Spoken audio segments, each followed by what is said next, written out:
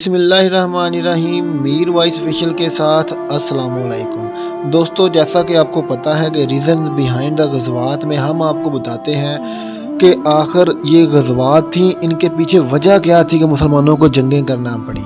ये हम आपको बड़ा ही शॉर्ट और आसान फॉर्म में बताते हैं ताकि आप इनको आसानी से समझ सकें।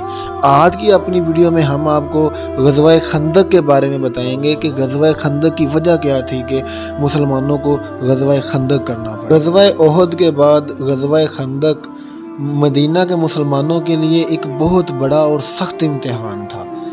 इसकी वजह यह थी कि मुसलमानों ने मदीना से एक यहूदी नज़ीर को निकाल दिया और नज़ीर के उकसाने पर जो अरब के कबाइल थे, बनु गतफ़ान और बनु सलीम वगैरह, इन्होंने कुरैश मक्का के साथ मिलकर एक मंसूबा बनाया कि ये मुश्तरका तौर पर मदीना पर हमला करेंगे।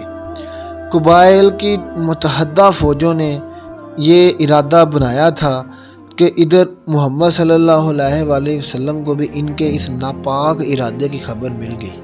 मोहम्मद सल्लल्लाहु अलैहि वसल्लम ने इस मौका पर सहाबा कराम से मशवरा किया और हज़रत सलमान फ़ारसी रज़ी अल्लाह ताला अन्हु की राय कबूल करते हुए मदीना की हिफाजत के लिए इसके गिर्द एक खंदक खोदने का फ़ैसला हुआ। मुसलमानों ने खंदक खोदने में बढ़ चढ़ कर हिस्सा लिया और 6 दिन में खंदक खोदकर मदीना को मुकम्मल तौर पर महफूज बना लिया। वीयर्स, इस जंग में कफ़ार की तादाद 10,000 और मुसलमानों की तादाद 3,000 थी और कफ़ार के 80% लोग जो थे वो इस जंग में मारे गए और मुसलमान 5 से 6 शहीद हुए।